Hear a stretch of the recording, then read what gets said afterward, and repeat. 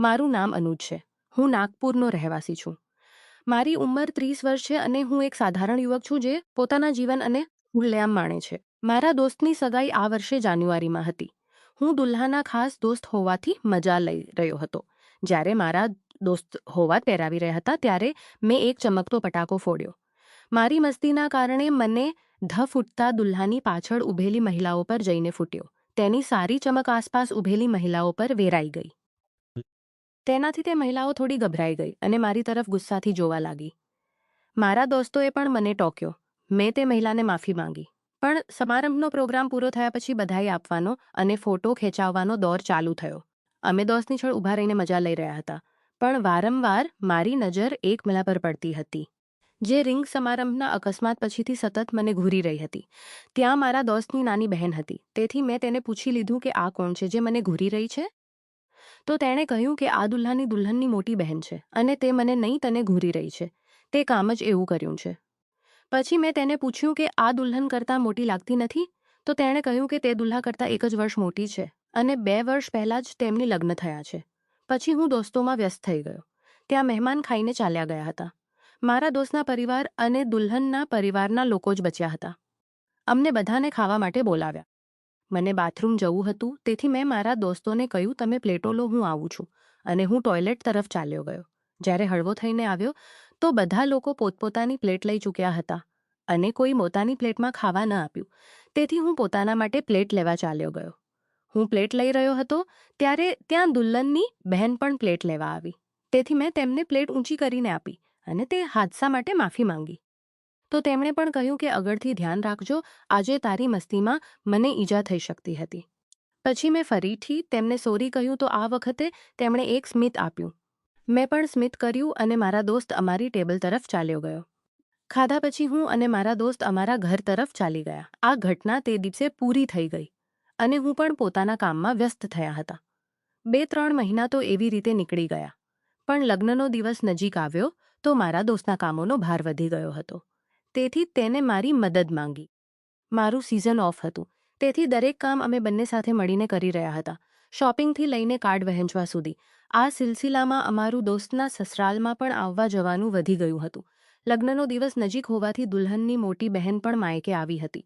તેથી જ્યારે પણ અમે ત્યાં જતા અમારી આંખોનો સામનો થતો. જ્યારે પણ મારો દુલ્હનની બહેન મોટી બહેન સાથે સામનો થતો ત્યારે અમે એકબીજાને સ્મિત જરૂર કરતા.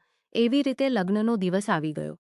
અમે બધા નાચતા નાચતા મંડપમાં પહોંચ્યા તો દુલ્હાના સ્વાગત માટે દુલ્હનનો આખો પરિવાર બહાર ઊભો હતો, જેમાં દુલ્હનની બહેન પણ હતી જે ખૂબ જ પ્યારી લાગતી હતી. ગેટ પર દુલ્હા અને તેના પરિવારનું સ્વાગત થયું. હું બેન્ડ અને ઘોડાનું પેમેન્ટ કરીને અંદર જતો હતો ત્યાં સુધીમાં સારા મહેમાન અંદર જઈ ચૂક્યા હતા. હું અંદર જવા લાગ્યો તો ભાભીની બહેન મને ગેટ પર જોઈને ઊભી હતી. મેં તેમને અંદર શા માટે નથી ગયા? સગાઈ પછી આ પહેલી વખત હતી જ્યારે મેં તેમની સાથે વાત કરી હતી. તો તેમણે કહ્યું કે એક ખાસ મહેમાનનું સ્વાગત બાકી હતું તેથી હું રોકાઈ ગઈ. મેં પૂછ્યું કે કયા મહેમાન? તો તેમણે કહ્યું કે તમે પણ ખાસ છો. મેં તેમને થેન્ક્સ કહ્યું. સાથે તેમની તારીફ પણ કરી દીધી. તમે આજે ખૂબ જ પ્યારી લાગી રહ્યા છો. તેમણે કહ્યું કે શા માટે પહેલાં નથી લાગતા? તેમણે કહ્યું કે શા માટે પહેલાં નથી લાગતા? તો તેમણે કહ્યું કે લાગે છે આજે વધારે જ ધ્યાનથી જોઈ રહ્યા છો. હું ફક્ત હસીને રહી ગયો. તે પછી અમે અંદર ગયા તો તેમના પતિ તેમને શોધતા બહાર આવી રહ્યા હતા. તેમણે પૂછ્યું કે ક્યાં રહી ગઈ હતી? તો તેમણે જે જવાબ આપ્યો તેનાથી મને થોડું આશ્ચર્ય થયું. તેમણે કહ્યું કે બહાર ગેટ પર પૂજાનો કેટલોક સામાન છૂટી ગયો હતો તેથી ચેક કરવા ગઈ હતી. આનો અર્થ એ કે કાં તો તેમણે પોતાના પતિને જૂઠું બોલ્યું હતું અથવા મને. મેં તેમને જોયા તો તેમણે ચૂપચાપ નજર નીચી કરીને આગળ નીકળી ગઈ. તે પછી લગ્નમાં જ્યારે પણ અમારો આમનો સામનો થતો ત્યારે તે મને શરારત ભરેલું સ્મિત જરૂર આપતી. ફેરાનો સમય આવ્યો જેમાં વધારે વખત લાગી જાય છે. મારા કેટલાક દોસ્ત ખાવા ચાલ્યા ગયા અને હું પૂજારીને કોઈ સામાનની જરૂર ન પડે તેથી ત્યાં જ રોકાઈ ગયો. બંને પરિવારના સભ્યો પણ ફેરાવાળા મંડપને ઘેરીને બેઠા હતા તેથી હું પણ સૌની પાછળ ખુરશી લઈને બેસી ગયો. પંડિતને જ્યારે પણ કોઈ વસ્તુની જરૂર પડતી હું તે લઈને આપી દેતો. જ્યારે સામાન આવી ગયો તો હું પણ બેઠી હતી તે કોઈ કામે ઉઠીને બહાર ગઈ. જ્યારે પાછી આવી તો તેમની જગ્યા પર કોઈ બીજું આવીને બેસી ગયું હતું. મારી પાસેની ખાલી ખુરશી પડી હતી. મને લાગ્યું કે તે ખુરશી લઈને જશે, પણ તેમણે મને જોયો અને ત્યાં જ બેસી ગઈ. અમે ફરી એકબીજાને હેલો કહ્યું. મેં તેમને પૂછ્યું કે તમે એકલા શા માટે છો? તમારા પતિ ક્યાં ગયા? તો તેમણે કહ્યું કે તેઓ દોસ્તો સાથે બેઠા હશે, ક્યાંક પીતા હશે, આરામથી આવશે જ્યારે તેમનો ક્વોટા પૂરો થઈ જશે. આ બોલતી વખતે તેમનો ચહેરો ઉદાસ થઈ ગયો. તેથી મેં ફિલ્ટ કરતા તેમને કહ્યું કે તમારું સ્મિત ખૂબ જ પ્યારું છે. તમે ઉદાસ થયેલા સારા નથી લાગતા. તેમણે ફરીથી સ્મિત કરી દીધું. અમે એકબીજા સાથે વાતો કરી રહ્યા હતા. વાતોમાં મેં તેમને ગેટવાળી વાતનો જિક્ર કર્યો કે તેમણે મને જૂઠું બોલ્યું હતું. તેમણે કહ્યું કે જૂઠું તો મેં બોલ્યું, પણ તમને નહીં, અમારી આસપાસ લોકો હતા. તેથી મેં વાતને વધારે નહોતી ખેંચી. હું બેઠા દુલ્હા દુલ્હનના ફોટા ખેંચી રહ્યો હતો. સામે મારી પાસેથી મારો મોબાઈલ માંગ્યો અને પોતાની પિક્ચર લીધી. તેમણે મને કહ્યું કે તમારા મોબાઈલમાં પિક્ચર સારી આવે છે, ક્લિયર આવી રહી છે. તેમણે કહ્યું કે તમે સારા ફોટા મારા મોબાઈલમાં મોકલી દેજો. તો તેમનું કે મારી પાસે તમારો નંબર નથી. તો તેમણે મને પોતાનો નંબર આપ્યો અને સારા ફોટા સેન્ડ કરવા બોલાવ્યા. ફેરાના વખતે કેટલીક એવી રસમો આવતી હતી જેમાં અમને ખૂબ જ હાસ્ય આવતું હતું. ફેરા થયા પછી તેમના કેટલાક પરિવારના સભ્યો અને કેટલાક દોસ્ત પોતાના ડ્રિંકનો પ્રોગ્રામ નિપટાવીને આવ્યા. તેમના પતિ પણ આવી ગયા, જે પૂરેપૂરા નશામાં હતા. સુધીમાં અડધી રાત થઈ ચૂકી હતી. સૌએ એકબીજાને આવ્યો, વિદા લીધી અને અમે ઘરે આવી ગયા. બીજા દિવસે ઘરે હળદી ઉતારવાની રસ્મ થતી હતી, જે દુલ્હનના માયકેમાં થતી હતી. તે મંડપમાં કામના કારણે હું ન ગયો. મને મંડપમાં કામ હોવાના કારણે હું ન ગયો. થોડી વાર પછી મને દુલ્હાનો કોલ આવ્યો. તમને અહીં સૌ બોલાવી રહ્યા છે, પણ મેં તેને કામ વધારે હોવાની વાત કરી. તેનું સિસ્ટમ સંભાળવા માટે બોલાવ્યો. સાંજ પહેલાં તે સૌ પાછા આવી ગયા. રાત્રે મારા મોબાઈલ પર દુલ્હનની બહેનનો વોટ્સએપ આવ્યો કે તે મારી પર નારાજ છું. મેં તેમને સારી વાત કરીને સમજાવી. તે પછી અમારી નોર્મલ વાત થઈ. તેમણે મારી પાસે લગ્નના ફિક્સ ફોટા માંગ્યા, જે મેં તેમને મોકલી દીધા. મેં લગ્ન પતિને જૂઠું શા માટે બોલ્યા, તો તેમણે પહેલાં મનાવવા માટે ના પાડી. પછી મારા થોડા મનાવવા અને કસમ ખવડાવવા પર તેમણે કહ્યું. પછી મારા થોડા આવવા અને કસમ ખવડાવવા તેમણે હતો. કદાચ કોઈ અથવા કોઈ ક્યાંક જોયો હતો, કદાચ કોઈ પ્રોગ્રામમાં અથવા કોઈ રિલેટિવના ઘરે. આના કારણે તેમનું ધ્યાન મારા પર વધારે હતું, કારણ કે અમારા ગ્રુપમાં હું એકલો કુંવારો હતો.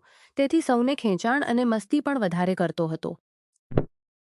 પણ મેં તે પટાકાનું કાન કરી દીધું, જેનાથી તે નારાજ થઈ ગઈ હતી. મેં તેમની લગ્ન વિશે પૂછ્યું તો તેમણે કહ્યું તેમના પતિ સરકારી સેવામાં છે. ઘરવાળાઓને રિશ્તો પસંદ હતો. તેથી તે પણ રાજી થઈ ગઈ હતી. પણ લગ્નના કેટલાક દિવસ પછી ખબર પડી કે તેમના પતિને પીવાની આદત છે. પહેલાં તેઓ ક્યારેક કભાર પીને આવ્યા, જેનાથી તેમના બંને વચ્ચે ઝઘડા થવા લાગ્યા અને એક વખત તો તેમને ડિવોર્સ લેવાની ઈચ્છા પણ થઈ હતી. પછી ઘરવાળાઓએ તેમને સમજાવ્યા. તેમણે પણ તેના ઘરવાળાઓની જ પરેશાની વધશે, તેનાથી વાતો તેમના લવ લાઈફ તરફ ગઈ, કારણ કે તેમને વાઇફ ન હતું, કારણ કે તેમને કોઈ બાળક ન હતું. તેથી મેં તેમને પૂછ્યું. તેમણે કહ્યું કે લગ્ન પછી સબ ઠીક હતું અને હું પછી વધારે પીને આવતા તો ખાઈને, જેના પછી કંઈ ન થતું. વાત કરતાં જ્યારે તેમને અહેસાસ થયો કે તેઓ મારી સાથે થોડી વધારે જ વાત કરી દીધી, તો મને ગુડ નાઇટ કહીને અને રિપ્લાયની રાહ જોયા વગર ઓફલાઈન થઈ ગઈ. બીજા દિવસે રિસેપ્શનનો પ્રોગ્રામ હતો. સારું કામ મેનેજમેન્ટ બાલુ પાસે હતું, તેથી મારા માટે કરવાનું બહુ નહોતું. ફક્ત થોડી ખૂબ અરેન્જમેન્ટ ચેક કરવાની હતી. તેથી હું એક રાઉન્ડ લોનનો લઈને આવ્યો અને આરામ કરવાના ઈરાદાથી ઘરે આવી ગયો. હું બેઠો જ હતો કે મારા મોબાઈલ પર દુલ્હનની બહેનનો કોલ આવ્યો. તેમણે મને જલ્દીથી તેમના ઘરે, જે મારા ઘરથી 7-8 કિલોમીટર છે, ત્યાં આવવા માટે કહ્યું. મેં તેમને કહ્યું કે શા માટે, અને વાસ્તવમાં તમે દુલ્હનના ઘરે હશો ને? તો તેમણે કહ્યું કે તમે વધારે સવાલ ન કરો, મને મળો પછીથી કહીશ. મેં તેમને કહ્યું કે મને તેમનું ઘર ખબર નથી, તો તેમણે એડ્રેસ આપ્યો અને ત્યાં પહોંચવા માટે બોલાવ્યા. હું તૈયારી કરીને ઘરેથી નીકળ્યો અને ત્યાં પહોંચીને તેમને કોલ કર્યો, તો તેમણે કહ્યું કે તેઓ મારી જ રાહ જોઈ રહ્યા છે. હું તેમના ઘરે ગયો, જ્યાં તેમના અને મારા સિવાય અને કોઈ નહોતું. રિસેપ્શનના પ્રોગ્રામ માટે સૌ દુલ્હનના ઘરે જ રોકાયેલા હતા અને ત્યાંથી જ તૈયાર થઈને લોનમાં જવાના હતા. તેમના પતિ વિશે પૂછ્યું તો કહ્યું કે આજે તેમનો સવાર છૂટી ગયો હતો, જેને લેવા તેઓ ત્યાં આવ્યા છે. ઘરવાળાઓએ તેમને કોઈની સાથે લઈ જવા માટે કહ્યું, પણ તેમણે ના પાડી દીધી. વાસ્તવમાં સૌને પોતપોતાની તૈયારી કરવાની હતી. આ દરમિયાન વધકર પોતાની તૈયારી કરવાની હતી. તો તેમણે ફરીથી તેમને પૂછ્યું કે મારા માટે ચા પણ બનાવી લીધી. મેં તેમણે કહ્યું કે તેમને રાત્રે મારી સાથે થોડી વધારે જ માટે વધારે જ વાતો શેર કરી લીધી હતી અને તેઓ ઈચ્છતા હતા કે હું આ સબ કોઈને ન કહું. મેં કહ્યું કે મારા પર વિશ્વાસ કરી શકો છો. આ વાત તો મને ફોન પર પણ કહી શકતા હતા. તેમણે કહ્યું, હા, મને પણ ખબર છે કે આ વાત હું તમને ફોન પર પણ કરી શકતો હતો, પણ મને તમારી સાથે મળવું હતું. તેમણે કહ્યું કે તેમને સગાઈના દિવસથી જ મારો સ્વભાવ સારો લાગ્યા છે. મારા માટે કંઈ પણ કરી શકે છે. રાતની વાતો કહેતા કહેતા તે ઉદાસ થઈ ગયા. તેમની આંખોમાં આંસુ આવવા લાગ્યા. મેં તેમની આંખો પૂંછી અને તેમને ધીરજ બંધાડે લગી. પછી અમને ખબર જ ન પડી. અમે બંને એટલા ખોવાઈ ગયા કે સમય ક્યારે નીકળી ગયો તેની ખબર જ ન પડી અને સબ કુછ થયા પછી અમે અમારા ઘરે નીકળી ગયા. તે ઘટના પછી અમારા વચ્ચેની વાતચીત ધીમે ધીમે ઓછી થઈ ગઈ. અમે બંને સમજી ગયા હતા કે જે થયું તે એક ક્ષણિક આકર્ષણ અને એકલતાનું પરિણામ હતું. તેમના જીવનમાં પહેલેથી જ ઘણી અઘરાઈઓ હતી અને મારે તેને વધારે જટિલ ન બનાવવી જોઈએ. હું તેમના ઘરેથી નીકળ્યો કે સાચા સંબંધોનો આદર કરવો અને બીજાના જીવનમાં અનાવશ્યક રીતે દખલ ન કરવી એ જ જીવનની સાચી શીખ છે. તે દિવસે મળેલી તેમની સ્મિત અને તેમની વેદના મારા માટે એક અનુભવ બની રહી, જે મને હંમેશા યાદ રહેશે.